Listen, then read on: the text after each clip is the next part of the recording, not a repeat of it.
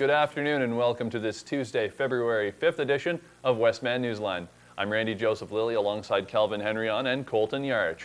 In today's news, a Brandon youth will be in court later this month after slapping another teen in a dispute. As well, Renaissance Brandon has new plans to expand the downtown hub. And Calvin will be in with sports. Calvin, the Brandon Wheat Kings will be taking a big hit to their lineup due to a big hit. That's right, Randy. After a hit that occurred during last Saturday's win over the Regina Pats, one player will be suspended. I'll have all those details and more later on in sports. Thank you, Calvin. And Colton will be in with weather. Colton, as if we don't have enough snow already, I understand there is more on the way? That's right, Randy. We can expect to see even more of the fluffy stuff when we wake up tomorrow morning. Currently in Brandon, it's cloudy and minus 18, but feels more like minus 23 with the wind chill. That's it for now, but stay tuned. I'll be back with all of your weather details later on in the show. Thanks, Colton. A 14-year-old girl in Brandon accused of slapping another girl will face an assault charge. Police say a 13-year-old girl was slapped by another girl during a dispute while they were at a shopping mall. The incident happened January 25th, but police only found and arrested the suspect on Thursday. She will appear in court on February 19th. Renaissance Brandon has highlighted 47 properties in the downtown hub with the ability to be turned into upper floor living space. Renaissance Brandon has presented its 2012 annual report to City Council, showcasing what the organization has achieved in the past year and its priorities for 2013. Sean Cameron, Renaissance Brandon board chair, says the long-term goals featured one major plan for the downtown hub, development of more housing and increasing the population by 1,800 people. Cameron said it's a lofty goal, but he thinks it's attainable. A 15-year-old male youth from a Manitoba First Nation has been charged with attempted murder. On Saturday, police went to the Long Plain First Nation and found a 41-year-old man from Winnipeg with a gunshot wound. He remains in hospital, but his condition is unknown. A cousin of the man who was shot says the gunman also pointed the weapon at the victim's father and pulled the trigger. Sheila Yellowquill says her uncle told her that the weapon jammed, so he immediately turned off the lights. She says the young man with the gun, as well as the others who were with him, then fled. RCMP say they cut crime in a northern Manitoba community by half after launching a 3-day anti-booze blitz with a special unit of officers brought in for the occasion. It was the debut of what the Mounties call their Division Action Response Team, or DART. 15 officers from across the province swooped in on Norway House between Thursday and Saturday. They targeted drunk driving and bootlegging in the community, which is supposed to be booze-free. Police say they stopped some 300 vehicles, charged about 100 people with mostly liquor and traffic violations, and confiscated 1,500 bottles or cans of beer. RCMP say that on a typical weekend, they get about 84 calls for service in Norway House, usually involving alcohol-related violence. Lake Winnipeg has been named the Friend Lake of the Year by the Global Nature Fund. The German nonprofit environmental organization says nutrients in agricultural runoff and sewage discharges threaten the future of Canada's third-largest lake by stimulating the growth of blue-green algae. The organization says the largest impact on the lake has been the explosive increase in hog farming in the Red River Basin. Increased flooding, wetlands drainage, and regulation of water levels have also had negative effects on the lake. The annual Lieutenant Governor's Winterfest took place last week in Brandon. We pulled Colton Yarich away from the Kubasa and Pierogies at the Ukrainian Pavilion to file this report.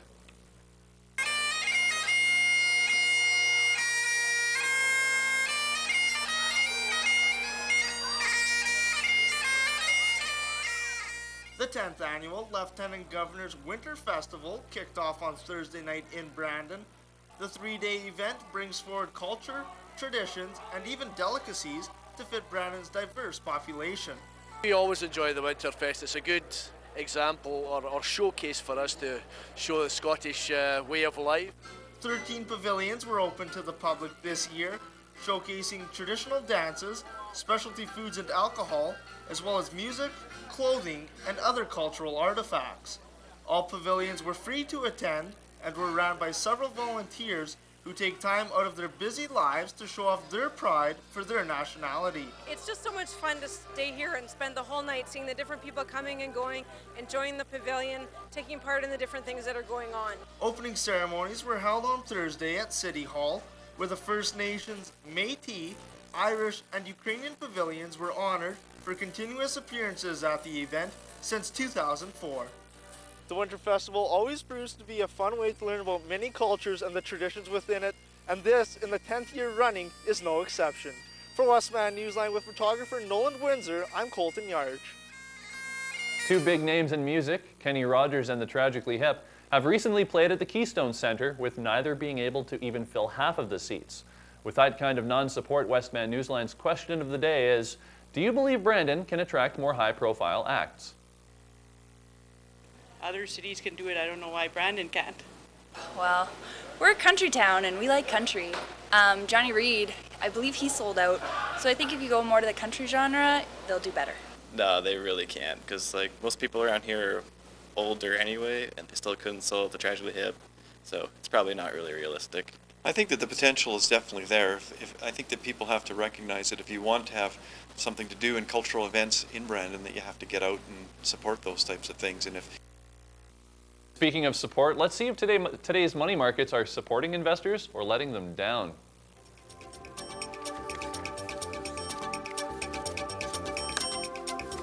Now, there's a question mark in the prompter. Newsline, produced by the IMA Media Production students of Assiniboine Community College. Local news, weather, and sports on Brandon's only TV newscast, Westman Newsline, airing at 1 p.m. Tuesday, Wednesday, and Thursday on WCG TV. A young boy has been reunited with his mother after being held hostage for nearly a week. His captor is dead, but investigators say their work is far from over. Sarah Gainham is in Alabama this morning with the latest. This is the picture an entire community prayed for. 5-year-old Ethan, safe, seen here being wheeled into a hospital where he was reunited with his family. He's got a lot of catching up to do. He's a remarkable little fella. Authorities rescued the boy from an underground bunker in Midland City, Alabama, where he was held hostage for nearly a week. He's laughing, joking, playing, eating. Negotiations with the boy's abductor, Jimmy Lee Dykes, broke down Monday afternoon. Investigators say Dykes took the young hostage off a school bus last Tuesday after killing the bus driver. Dykes was believed to be armed inside his bunker. Fearing for Ethan's safety, authorities stormed the underground retreat. I heard a big boom, and then I believe I heard rifle shots. And give us a sense, how loud of a boom? I mean, very loud? Oh yeah, it literally made me jump off the ground. It scared me that bad. Officials are not releasing many details on the raid, but say Dykes was shot and killed. Investigators have many days of work still ahead of them at the crime scene. And the little boy at the center of Monday's dramatic rescue has a long road ahead of him. And that's what we really have to do for this little boy, is keep certain things as normal as possible. Basic routines that he had done before, his favorite games, his favorite movies, his favorite food. Just try to keep an anchor in the before. Now, at the latest press conference, police said this is an ongoing investigation. They're not giving us a whole lot of detail. What I can tell you is that Ethan has a very big day tomorrow. It's his 6th birthday. No doubt his family has a lot to celebrate. Reporting in Midland City, Alabama, I'm Sarah Gainham. The Super Bowl took place this past Sunday. Time to digest the game highlights and no lights, as the case was Sunday night in New Orleans. The Ravens beat the 49ers 34-31 in what turned out to be a very close game, but that's not what's dominating headlines. Everyone is talking about the bizarre power outage during the second half and what it means for the city's chances of hosting a future game. Sandra Endo has more on this story.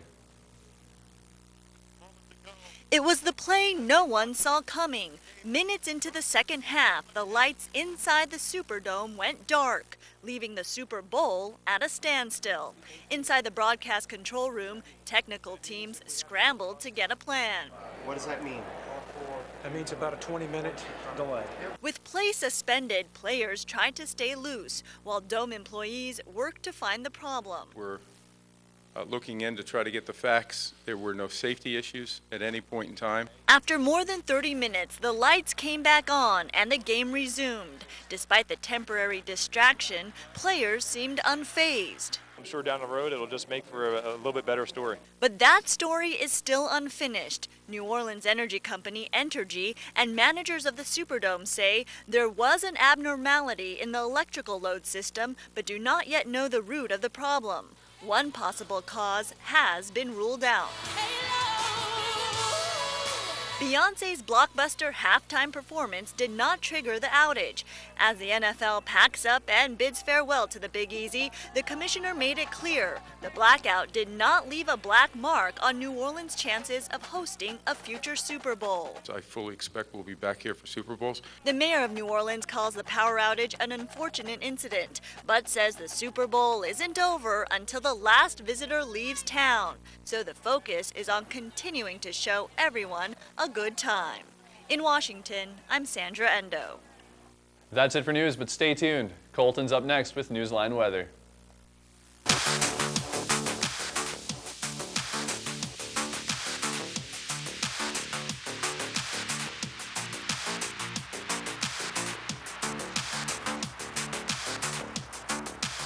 Good afternoon. With Newsline Weather, I'm Colton Yarge. Lucky for you, in our studio, we're not experiencing any lighting troubles like the ones at the Super Bowl, so you'll be able to see me for the next couple of minutes. Currently in Brandon, it's cloudy and minus 18, but feels like minus 23 with the wind chill. This evening, we'll have a cloudy sky and a temperature of minus 14. Light winds out of the south will make it feel like minus 20. Overnight, much of the same in terms of temperature, but some flakes will fall. Expect accumulations to total about 1 to 3 centimeters. Turning to our radar image now, these precipitous cells around the Russell area will make their way to Brandon overnight. Taking a look at our satellite image, heavy cloud cover from the west coast will likely make its way to Brandon in the coming days. Time for the 5-day forecast. More flurries for tomorrow, about 2 to 4 centimeters, and those strong winds will make for blowing snow. Starting Thursday, we'll see mostly sun for the next 4 days, with light winds and decent temperatures up until Sunday. Now, let's take a look around the region. Winnipeg minus 21, Portage la Prairie is in at minus 20, Dauphin minus 18, meanwhile Nipawin and Carberry are both in at minus 19, Killarney minus 17, Minnedosa minus 18, and Verdun will round us out at minus 15. Seasonal norms for this time of year are a high of minus 10 and a low of minus 21. The record high was set back in 1963 when we reached 8.3. The record low was established in 1978 when we hit a frosty minus 36.9. Once again in Brandon, it's cloudy and minus 18, but feels like minus 23 with the wind chill. That's it for weather, but stick around. Calvin's up next with Newsline Sports.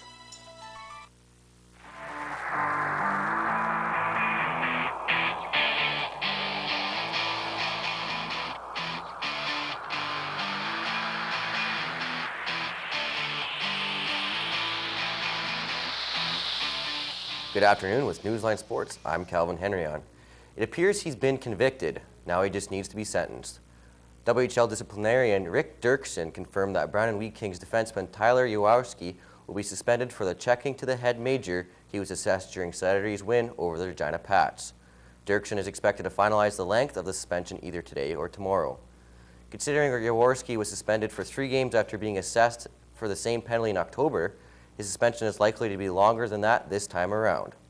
The next action for the Wheat Kings is Wednesday night when they host the Lethbridge Hurricanes. Chris Tanev scored with 19.3 seconds remaining in overtime as the Vancouver Canucks won a season-high 3rd game in a row, coming from behind to defeat Edmonton Oilers 3-2 on Monday. With just 2:17 remaining and the Oilers holding a 2-1 lead, the Canucks were able to tie the game up on a long shot from Kevin Bieksa that beat goalie Devan Dubnyk to send the game into extra time. Taylor Hall was awarded a penalty shot for the Oilers with 2:47 gone in OT after being hooked down by Daniel Sedin on a breakaway. But Hall was stopped by Canucks goalie Roberto Luongo. Yannick Hansen also scored in regulation for the Canucks. Alice Hemsky and Ryan Smith replied for the Oilers, who have lost 3 games in a row. Dubnyk, meanwhile, stopped 37 shots. And Randy, that's all for sports. Thanks, Calvin. And that's all the time we have for you today. Be sure to join us again tomorrow for Brandon's only TV newscast, Westman Newsline.